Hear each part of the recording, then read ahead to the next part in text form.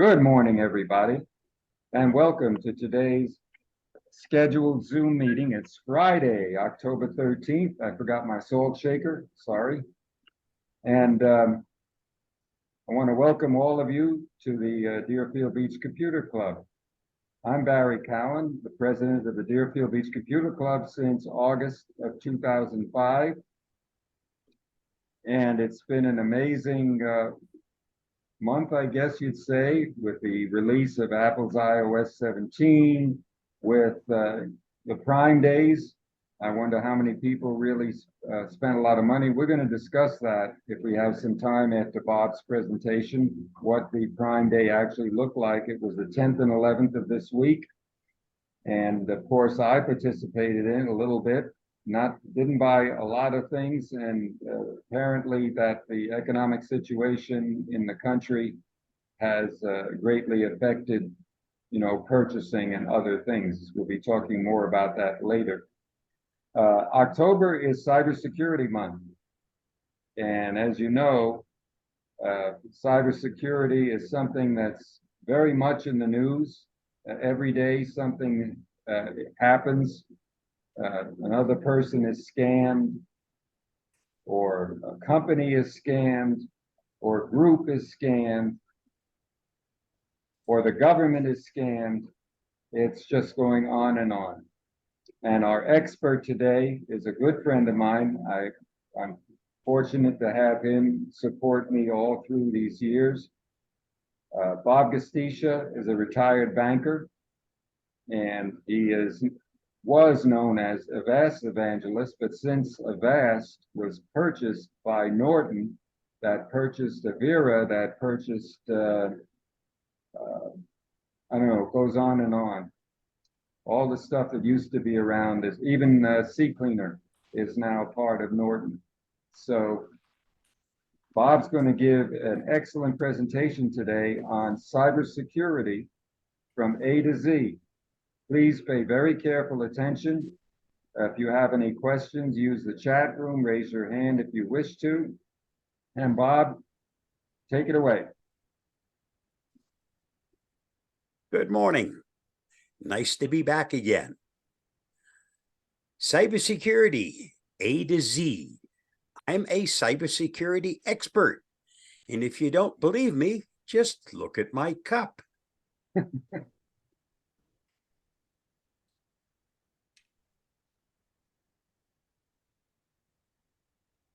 So what is cybersecurity? Cybersecurity ensures the confidentiality, integrity, and availability of information and systems. This means protecting against unauthorized access or modification of data, ensuring that systems are available for use when needed, and maintaining the privacy of information. Sit back and let me provide you with the information needed so you can use best practices to stay secure. The next 24 slides and videos will give you all the information you need to become a cybersecurity guru.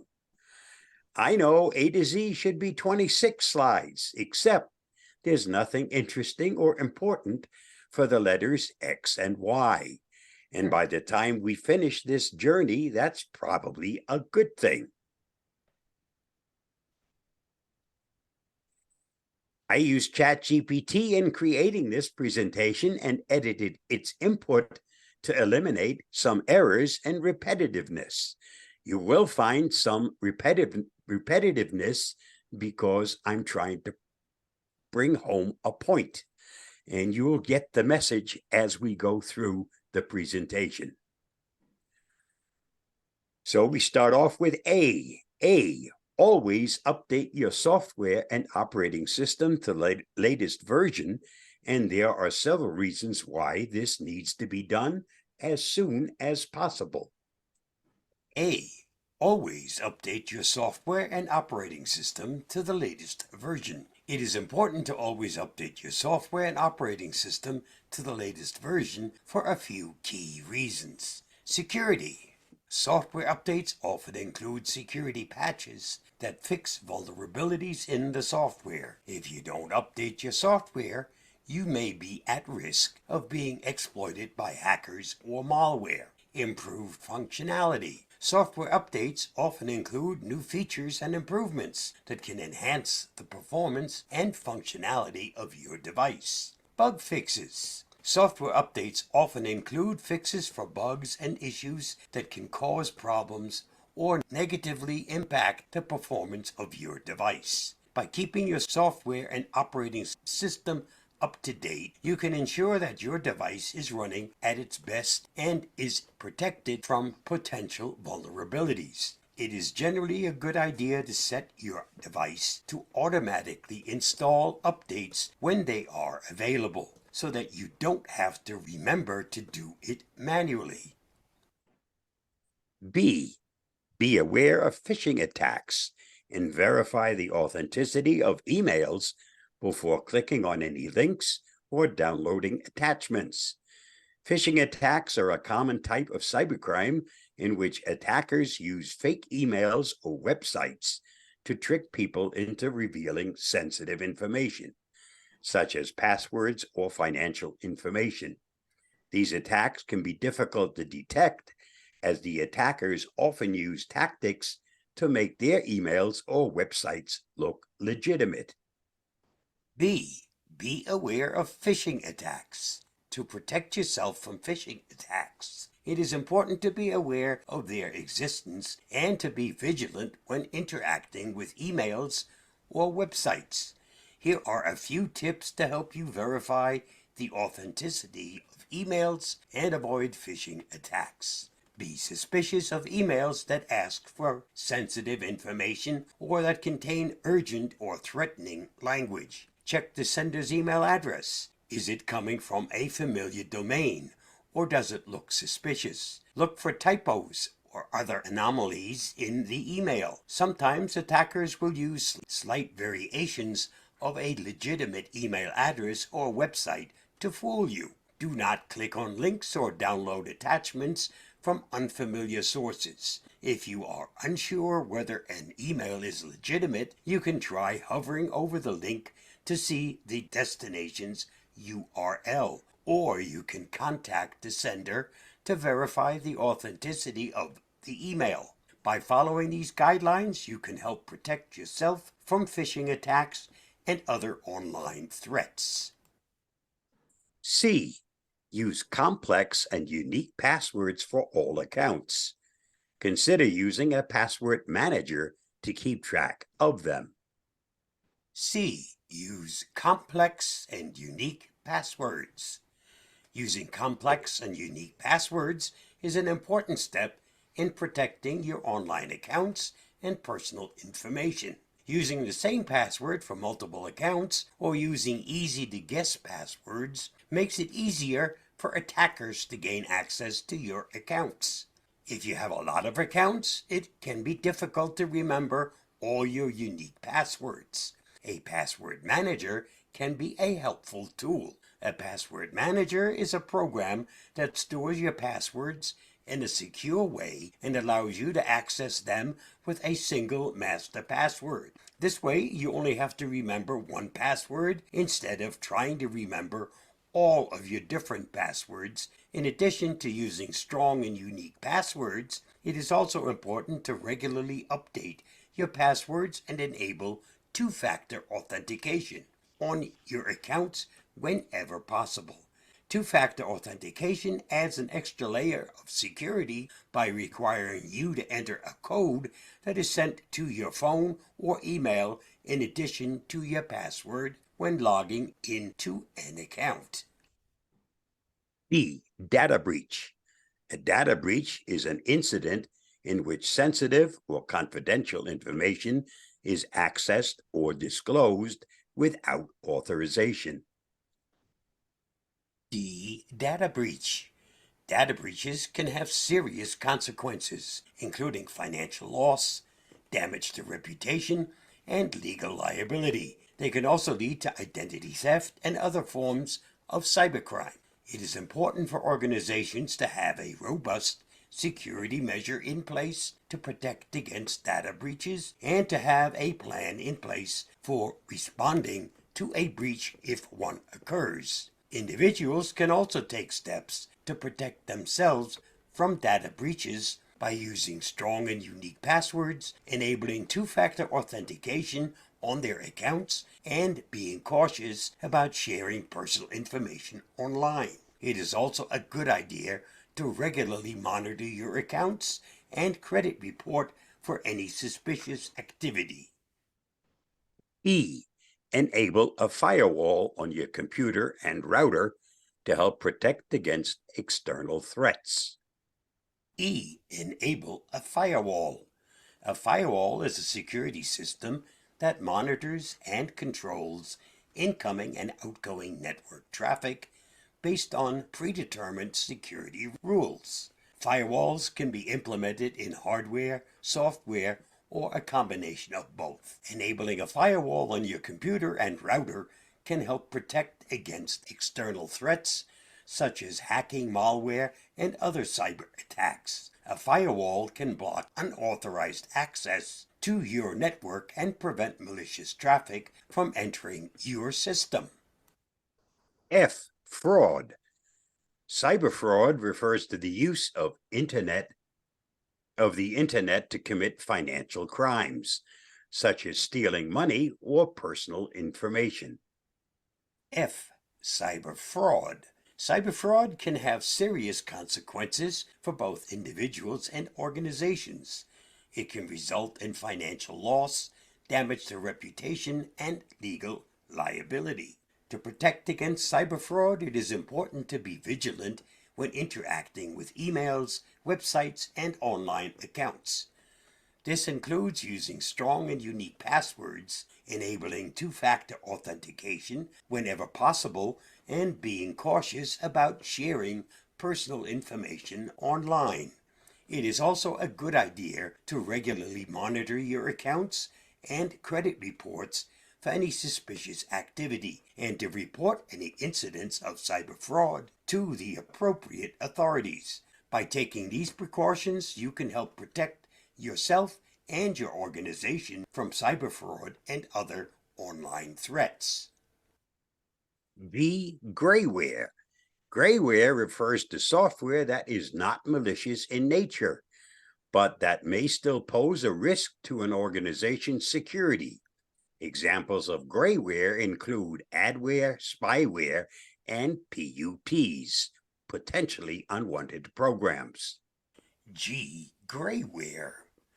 Adware is software that displays advertisements on a computer or device. While it is not typically malicious in nature, it can be annoying and may slow down the performance of the device. Spyware is software that's designed to collect information about a user without their knowledge or consent. It can track a user's online activity and collect sensitive data such as passwords and financial information. PUPs stands for potentially unwanted programs, are programs that may be installed along with other software, often without the user's knowledge. They can include toolbars, browser extensions, and other types of software that may not be malicious in themselves, but that may be unwanted or unnecessary. Grayware can pose a risk to an organization's security because it may consume resources, slow down performance,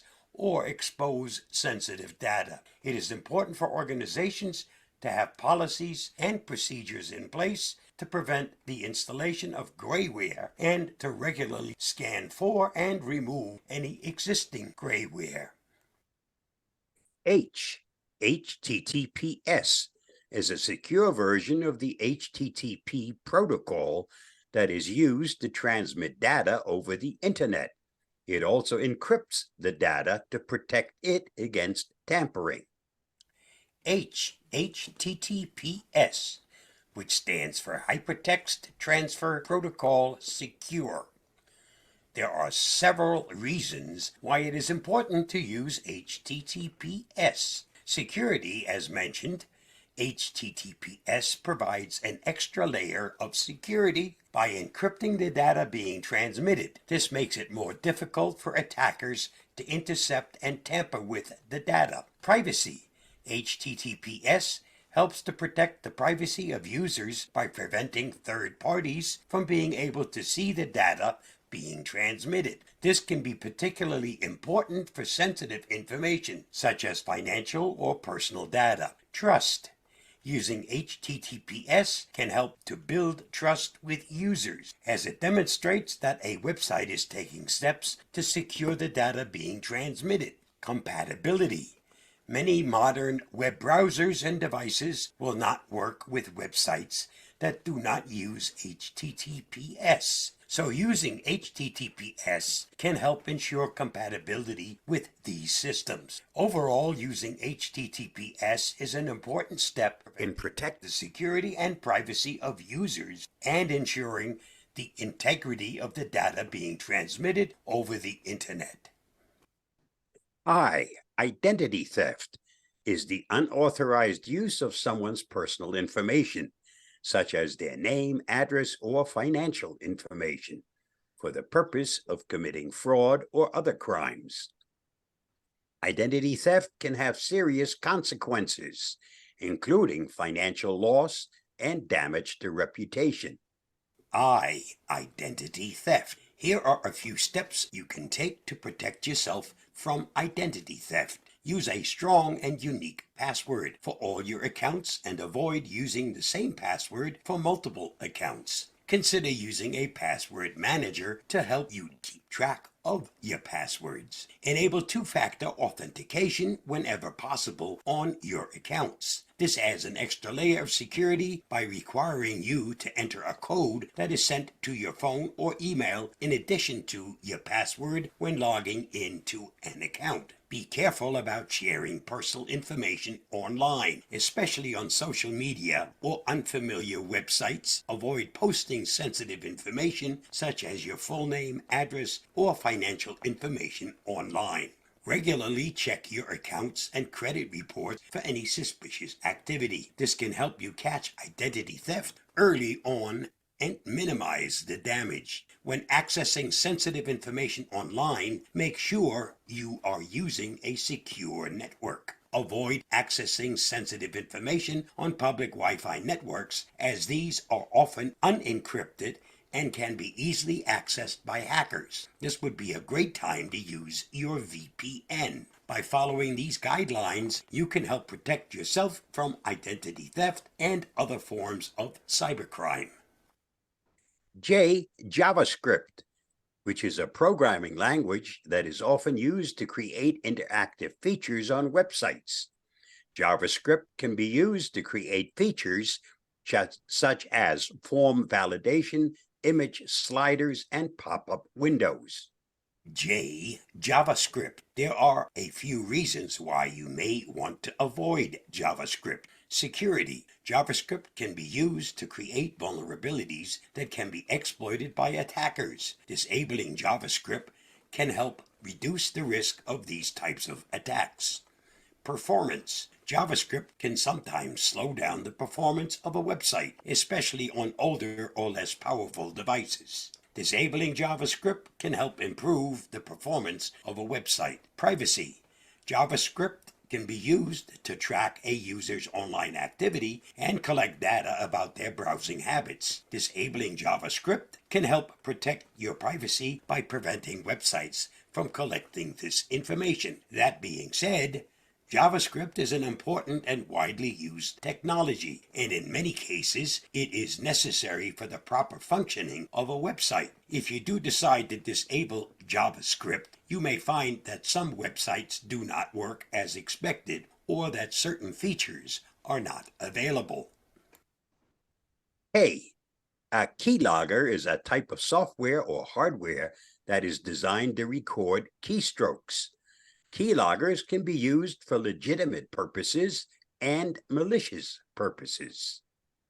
A keylogger. A keylogger can be used for malicious purposes, such as stealing passwords or personal information. To avoid keyloggers, you can take the following precaution.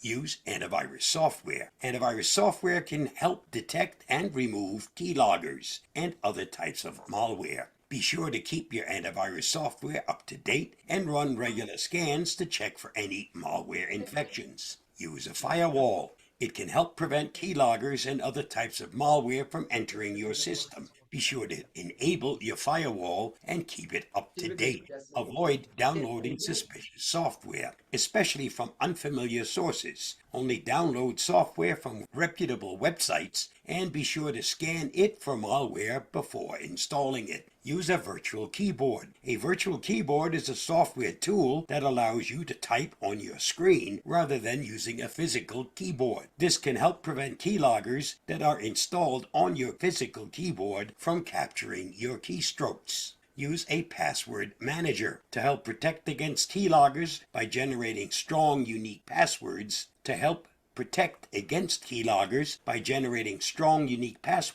For your accounts and storing them in a secure location. This means that even if a keylogger can capture your password, it will be useless to the hacker because they won't have access to the password manager. By following these precautions, you can help protect yourself from keyloggers and other types of malware. Locky ransomware is a type of malware that encrypts a victim's files and demands a ransom to be paid in order to decrypt them. It is named after the Locky file extension that it adds to the encrypted files. Locky ransomware. To avoid ransomware, you can take the following precautions. Keep your software and operating system up to date. Regularly installing updates for your software and operating system can help protect against vulnerabilities that can be exploited by ransomware. Use antivirus software. This can help detect and remove ransomware and other types of malware. Be sure to keep your antivirus software up to date and run regular scans to check for any malware infections. Enable a firewall. It can help prevent ransomware and other types of malware from entering your system. Be sure to enable your firewall and keep it up to date. Avoid clicking on links or downloading attachments from unknown sources. Ransomware is often spread through phishing emails or malicious websites. Be cautious when clicking on links or downloading attachments, especially from unfamiliar sources. Use a backup system. Regularly backing up your important files can help protect against ransomware. If your files are encrypted by ransomware, you can restore them from the backup rather than paying the ransom. By following these precautions, you can help protect yourself from ransomware and other forms of malware. Malware is short for malicious software, and it refers to any software that's designed to harm or exploit a computer or network. Malware can include viruses, worms, trojans, and other types of harmful software. Malware. Here are a few of the most common types of malware. Virus. It's a type of malware that is designed to replicate itself and spread from one computer to another. Viruses can cause a variety of problems, including damaging or deleting files, corrupting data, and slowing down a system. Worm is a type of malware that is designed to spread itself from one computer to another, often without the user's knowledge. Worms can exploit vulnerabilities in software or operating systems to replicate and spread themselves. Trojans is a type of malware that is disguised as legitimate software and is designed to gain unauthorized access to a system. Trojans are often used to steal sensitive information such as login credentials or financial data. Ransomware is a type of malware that encrypts a victim's files and demands a ransom be paid in order to decrypt them. Ransomware can be particularly damaging because it can hold a victim's files hostage until the ransom is paid, and there is no guarantee that the attacker will actually decrypt the files after receiving payment. Adware is a type of malware that is designed to display advertising on a victim's computer. Adware can be annoying and can slow down a system, but it is generally not as harmful as other types of malware. By being aware of these common types of malware and taking precautions to protect against them, you can help keep your system safe from harm. N, network security, refers to the measures taken to protect a computer network and the devices connected to it from unauthorized access or attacks. Network security can include measures such as firewalls, antivirus software, and intrusion detection systems.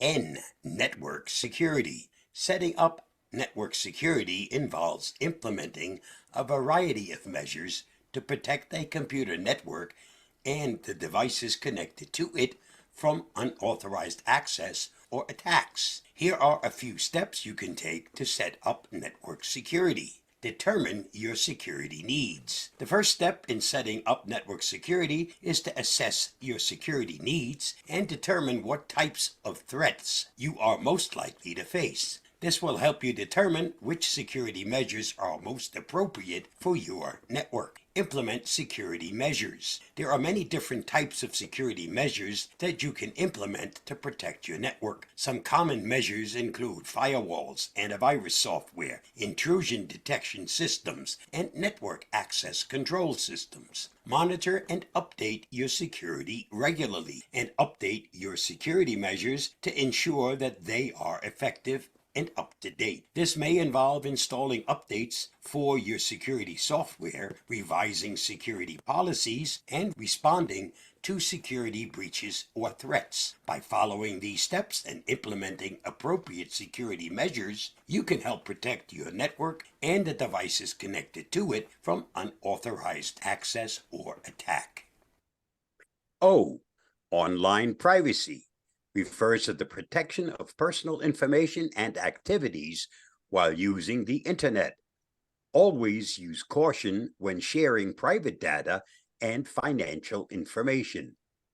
O, online privacy. Here are a few steps you can take to protect your online privacy. Use strong and unique passwords for all your online accounts and avoid using the same password for multiple accounts. You can use a password manager to help generate and store strong, unique passwords. Enabling two-factor authentication gives you an additional layer of security that requires you to provide a second form of authentication, such as a security token or a one-time password, in addition to your password. Enabling 2FA can help protect against unauthorized access to your accounts. Use a virtual private network. It encrypts your internet connection and hides your IP address. Using a VPN can help protect your online privacy by making it more difficult for third parties to track your online activity. Be cautious with sharing personal information online and consider the potential risk of sharing it. Avoid providing personal information to unknown or untrusted sources, and be aware of phishing attacks that may attempt to trick you into revealing sensitive information. Use privacy-focused browsers and search engines that block tracking cookies or anonymize your search queries. Using these types of tools can help protect your online privacy. By following these steps and being mindful of your online activity, you can help protect your online privacy and keep your personal information safe. P. A password is a secret string of characters that is used to verify the identity of a user.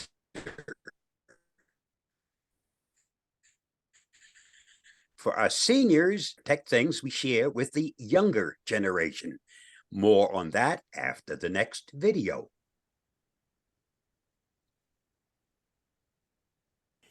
P, a password. Here are a few best practices for protecting your password, both online and off. Use strong and unique passwords. Don't share your password. Avoid sharing your password with anyone, even trusted friends or family members. If someone else knows your password, they could potentially access your accounts or cause harm to your systems. Avoid using personal information in your passwords, such as your name, address, or birth date in your passwords. This information is often easily accessible to hackers and can make it easier for them to guess your password. Use a strong password manager, which is a tool that helps you generate, store, and manage strong, unique passwords. A password manager can help you create and use complex passwords without having to remember them, and it can help protect your passwords from being stolen or exposed. Protect your passwords offline. In addition to protecting your passwords online, it is also important to protect it offline. This can include taking precautions such as not writing your passwords down or storing it in a visible location, and being cautious about who you share your passwords with. By following these best practices, you can help protect your password and keep your accounts and systems safe from unauthorized access. Now for that tip of hiding things from the younger generation. If we all switched to cursive and stick shift cars, we could cripple an entire generation.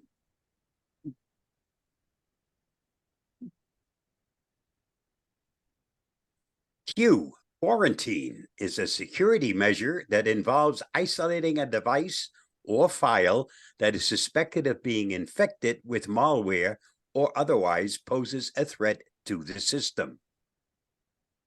Q. Quarantine. There are a few different ways you can implement quarantine on a system. Move the suspect file to a separate location. One way to quarantine a file is to move it to a separate location on the system, such as a designated quarantine folder. This can help prevent the file from being accessed or executed, and it can also make it easier to analyze or remove the file later.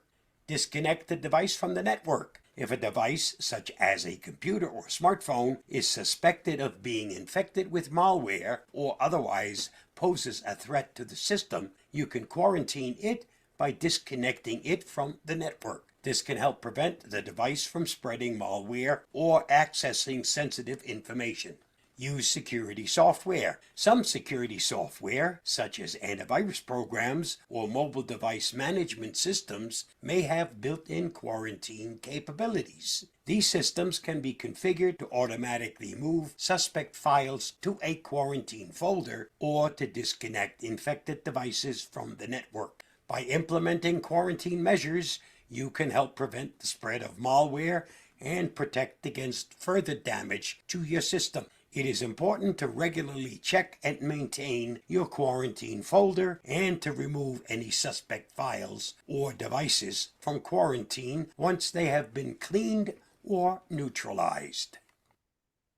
R. Recovery refers to the process of restoring a system or data after a failure or data loss event. Recovery can involve a variety of activities, such as restoring from backups, repairing damaged systems or data, and implementing contingency plans. R. Recovery. There are a few key steps you can take to assure recovery is possible on a system. Create regular backups on your system, and data is one of the most important steps you can take to assure recovery is possible. Backups can be used to restore your system and data after a failure or data loss event. Test your backups, which is extremely important in ensuring that they are functioning properly and that you can successfully restore from them. Testing your backups can help you identify any issues or problems with your backup process and address them before a recovery is necessary. Store backups securely. To protect your backups from physical damage and unauthorized access by storing them in a secure location, such as a fireproof safe or off-site storage facility. Implement a disaster recovery plan, which is a set of procedures and guidelines for responding to and recovering from a catastrophic event, such as a natural disaster or cyber attack. A well-crafted disaster recovery plan can help ensure that you are able to recover your system and data after a disaster and minimize downtime. By following these steps and regularly creating and testing backups, you can help assure that recovery is possible on your system in the event of a failure or data loss event. S. Social engineering manipulates people into performing actions or divulging confidential information, usually by preying on their trust or emotions. S. Social engineering. Social engineering is the practice of manipulating people into performing actions or divulging confidential information, often by preying on their trust or emotions. Here are some common forms of social engineering. Phishing is a type of social engineering attack that involves sending fake emails or text messages that appear to come from a legitimate source, such as a bank or government agency. These messages often contain malicious links or attachments that, when clicked on, can compromise your security. Baiting is a type of social engineering attack that involves offering something attractive, such as a gift or service, in exchange for sensitive information or access to a system. Scareware is a type of social engineering attack that involves tricking users into believing that their computer is infected with a virus or other malware. The attacker may then offer to sell the victim a fake antivirus solution to fix the problem. Impersonation is a type of social engineering attack in which the attacker poses as a legitimate authority figure or trusted individual in order to gain access to sensitive information or systems. Pretexting is a type of social engineering attack in which the attacker creates a fake identity or scenario in order to obtain sensitive information from the victim. Quid pro quo is a type of social engineering attack in which the attacker offers something in exchange for sensitive information or access to a system. This could be something as simple as offering assistance in exchange for a password. It is important to be aware of these tactics and to be cautious when sharing sensitive information or access to systems, especially when it is not clear who is requesting it. T. Two-factor authentication. Two-factor authentication is an additional layer of security that requires a user to provide two different authentication methods in order to access a system or sensitive information. T. Two-factor authentication. Here are some reasons why setting up 2FA is important. It adds an extra layer of protection. With 2FA, even if an attacker guesses your password, they still need another form of authentication in order to access your account or system. This makes it much more difficult for them to gain access and reduces the risk of your account being compromised. It protects against phishing attacks. Phishing attacks are common tactics used by attackers to trick users into revealing their login credentials. With 2FA in place, even if an attacker can obtain your login credentials, they still need another form of authentication in order to access your account. It helps prevent unauthorized access. 2FA can help prevent unauthorized access to your accounts and systems by requiring an additional form of authentication beyond just a username and password. This can help protect against unauthorized access from within your organization as well as from external attackers. Overall, setting up 2FA is an important security measure that can help protect your accounts and systems from being compromised by attackers. It is a simple and effective way to add an extra layer of protection to your online accounts and systems. U. User privacy refers to the protection of an individual's personal information and data from unauthorized access or misuse.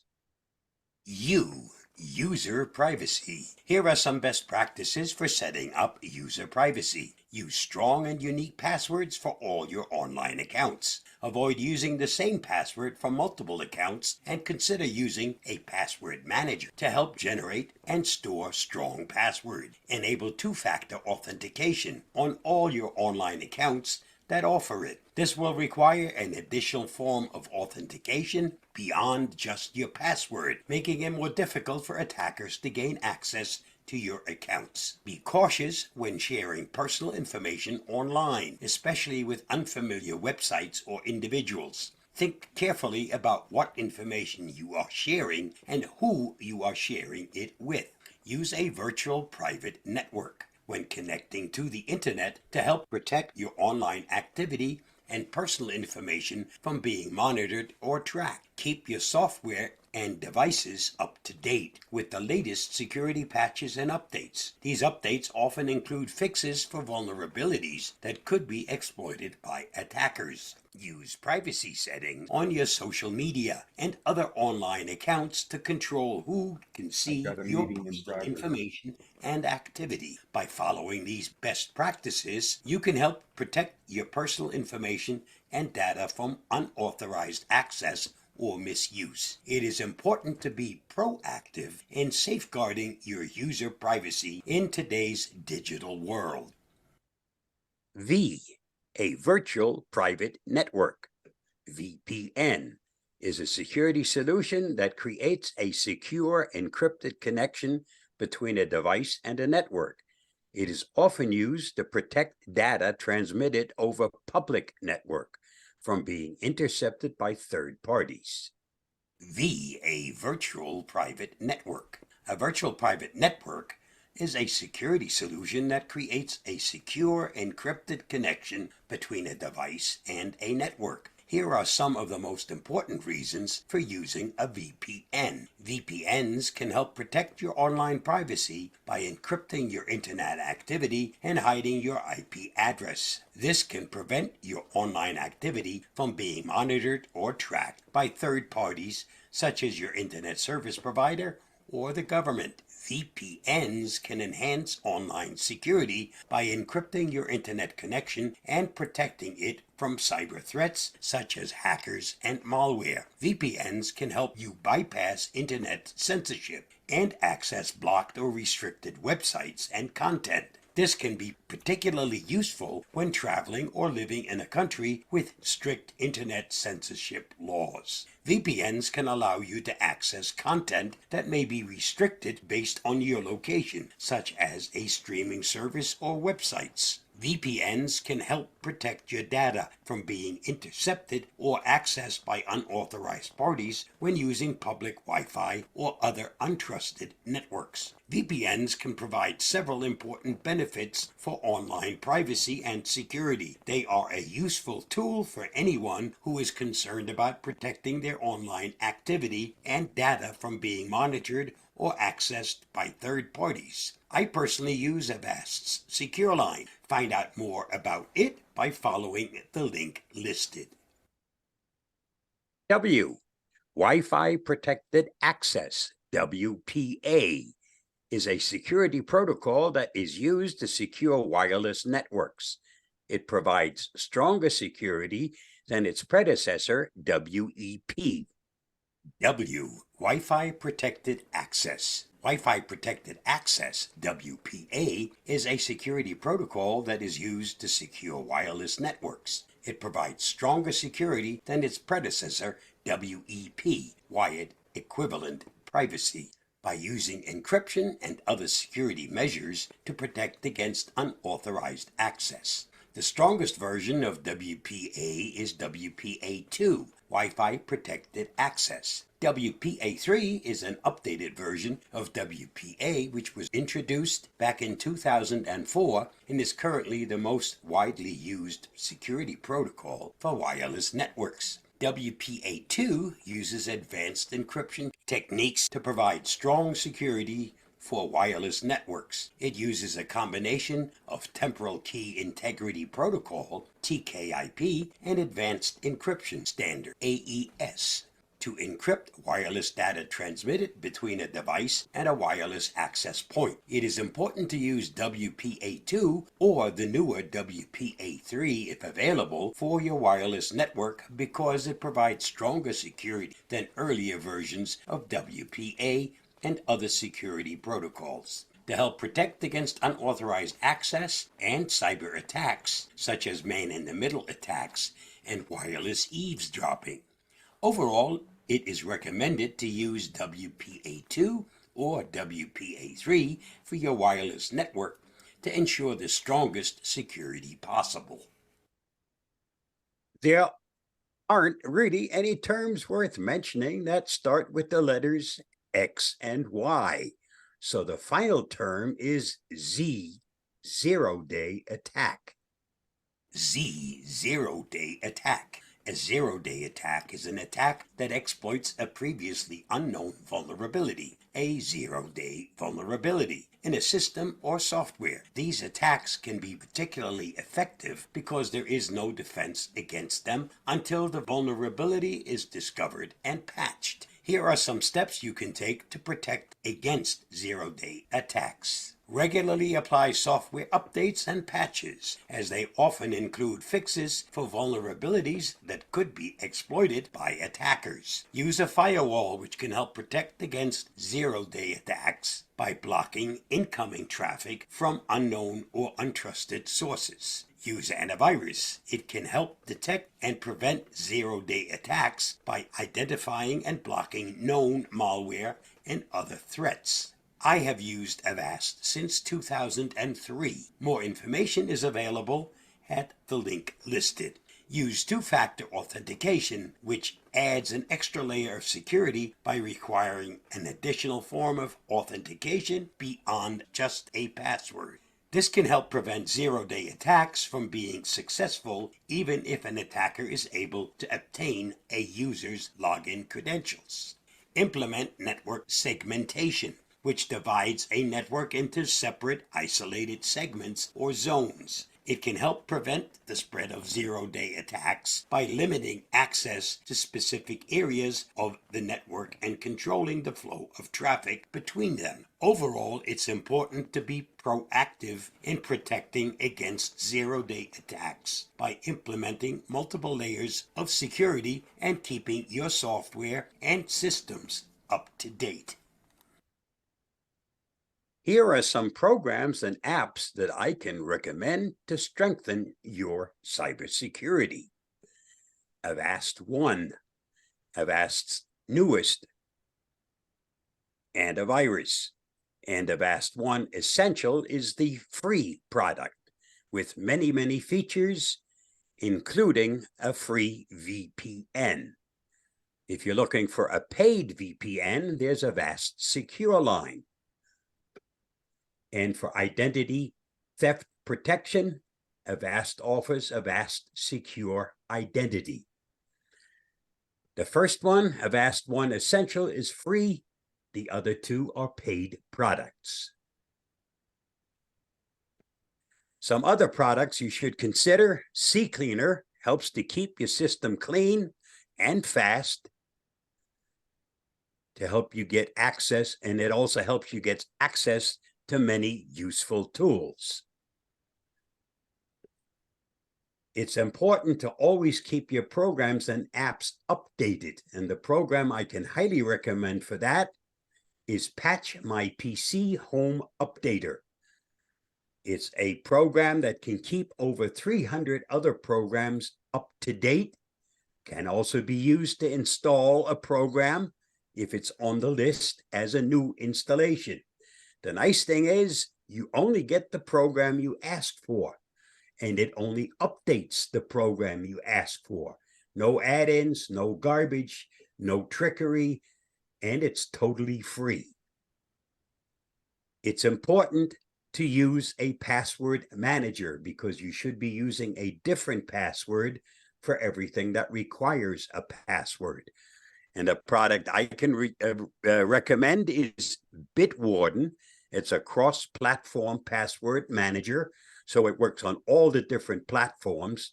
Doesn't matter whether it's Linux, Windows, iOS, Android, Mac.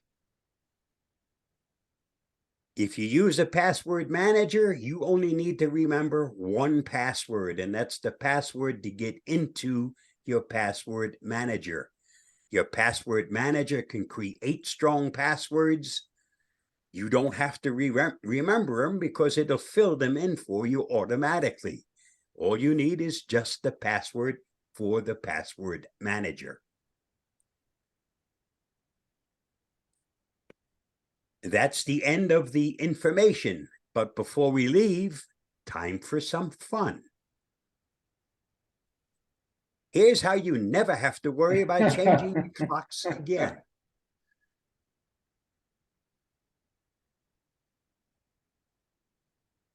And he had the nerve to tell me to close the laptop lid.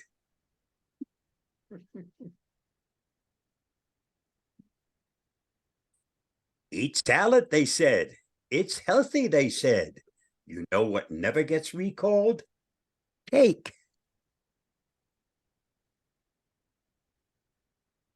Human engineering at its finest.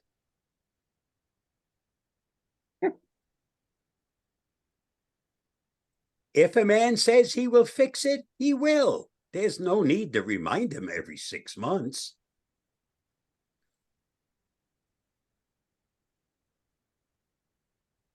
Teacher, I have a green ball in one hand and a green ball in another. So what do I have?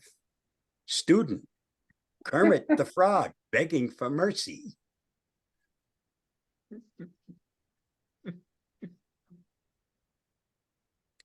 A new teacher was trying to make use of her psychology courses. She started her class by saying, "Everyone who thinks they're stupid, stand up." After a few seconds, little Larry stood up. The teacher said, "Do you think you're stupid, Larry?" "No, ma'am, but I hate to see you standing there all by yourself."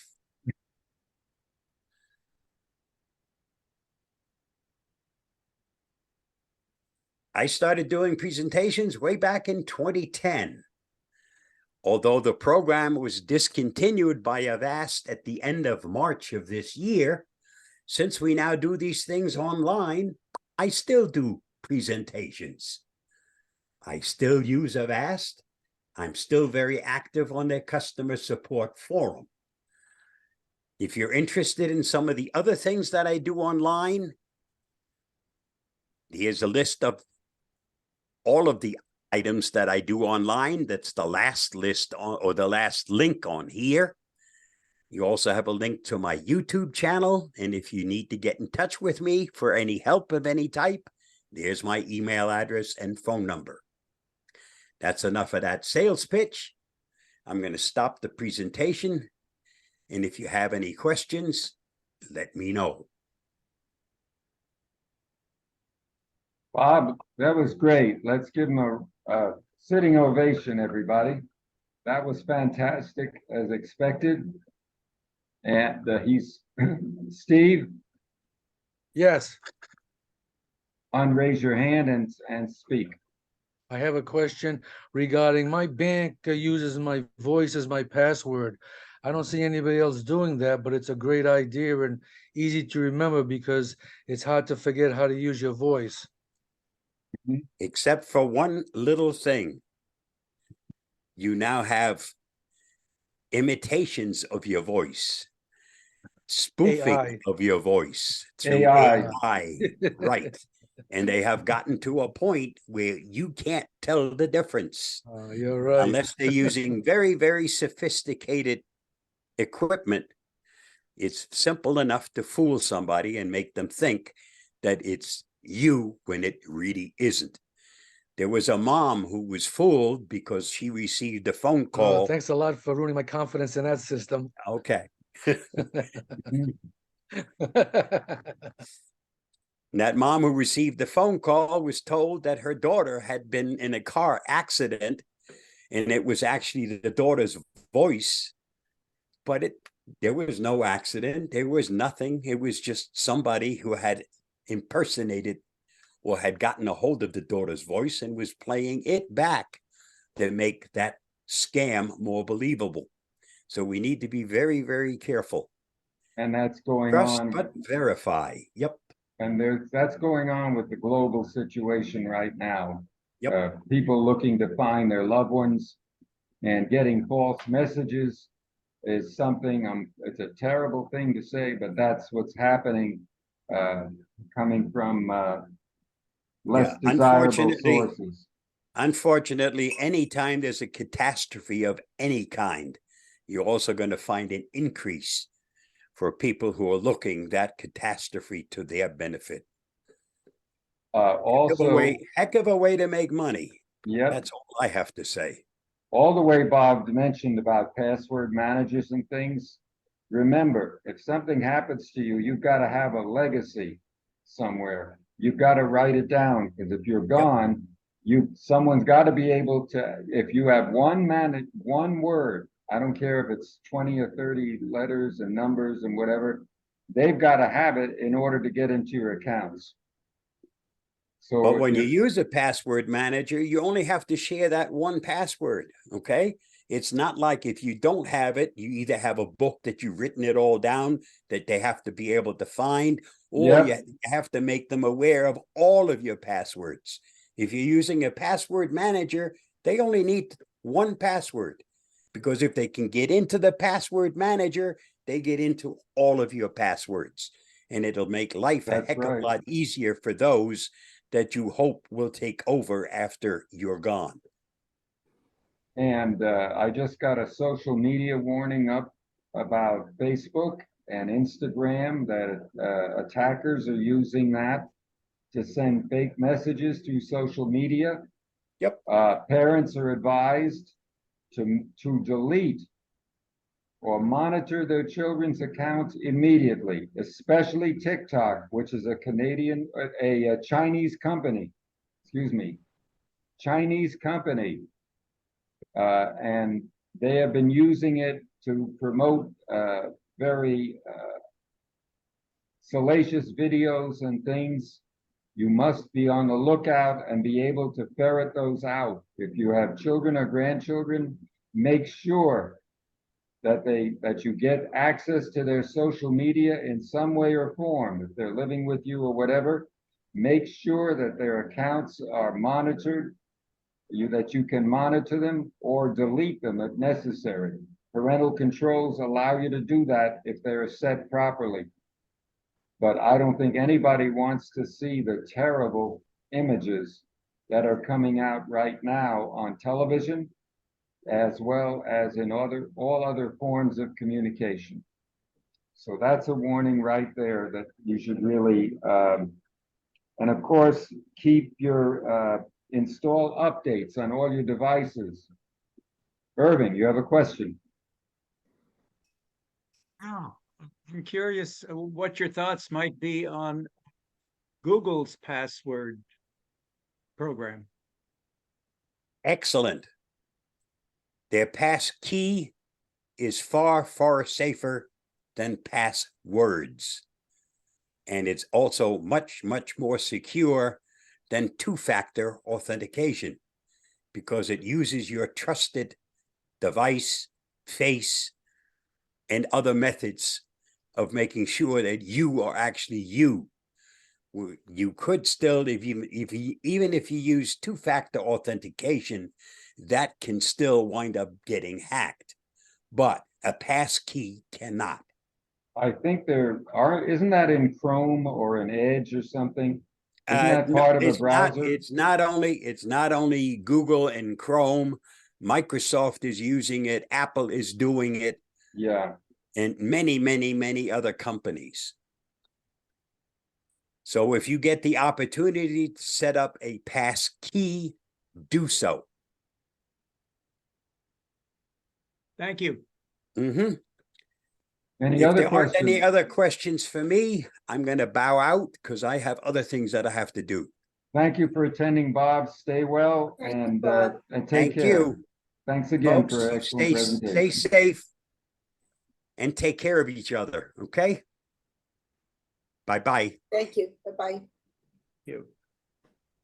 Well, according to my count, we had the Magnificent Seven, and then Marcia came in at the end, so we had 8. Hi, Marcia. Very low turnout. I'm not worried about it. It's expected. A lot of people, I'm sure they were able to get in because that link was good. I checked that and checked it. And that's not the issue. The issue seems to be that people are just tired of the Zoom format and may want to get back to a classroom, but they'll have to think twice because the new variations are coming out of that COVID. And whether some people are going back, I'm not sure. I do want to thank those of you who have donated. the response has been excellent. I had 10 checks deposited already. Not going to give names, of course, but one was extremely generous, extremely generous. And I thanked everybody that I could. It takes time for me to reach, the mail here. So if you have not sent a donation, encourage others to do so. If we were going back to the classroom, here is the fact. We'd have to pay rent again. There isn't enough money in the treasury right now to pay rent. In order to keep it going, I had to make a substantial donation to keep it from our accounts from being shut down. And of course, it's tax deductible as long as we have this tax-free status, which may go if I can't keep it going financially or whatever else. So hopefully we're looking at November now, and the next one, we have Thanksgiving coming up, of course. So I guess the next one should be the week before Thanksgiving on November 17th. It would be the tentative date for the next presentation. I'll probably get a guest speaker to do Apple and everything. As you just found, we've had a tremendous Amazon Prime Days on October 10th and 11th. I spent $70, not much. I'm downsizing right now because I'm planning to move in December someplace, somewhere. Sounds like it's coming out of West Side Story. And there's a place I don't know. So don't ask me. And as soon as I can get settled, I can go with Zoom, whether I'm in this country, this state, anywhere. So I want to thank everybody for attending. There isn't much more to say. I could present maybe a video here if we have a minute or so, but it would take too much time. So we're having about 94 degrees today in weather. The key word is, if you're in that sort of situation, stay hydrated. That's it. Water is good enough to do the job. And if you are in a heat situation like we are, I take a handkerchief and I just put it under cold water and I twist it and put it around my neck and tie a knot in it. And that helps to to get rid of all of the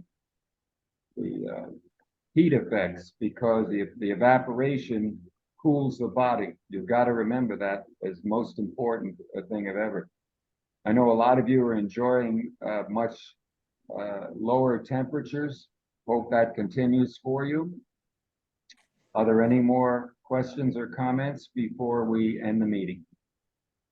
Yeah. Yes, Marcia.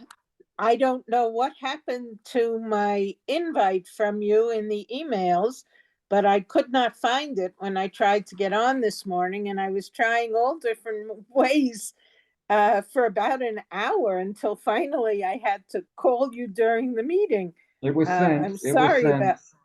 I don't know where it is. I've looked and looked. I can't answer that. Right. But I you were on understand the that. list, definitely. Okay, well, thank you. And by the way, it's 42 degrees here in New Mexico. Oh, But for the next meeting, I will be in Florida.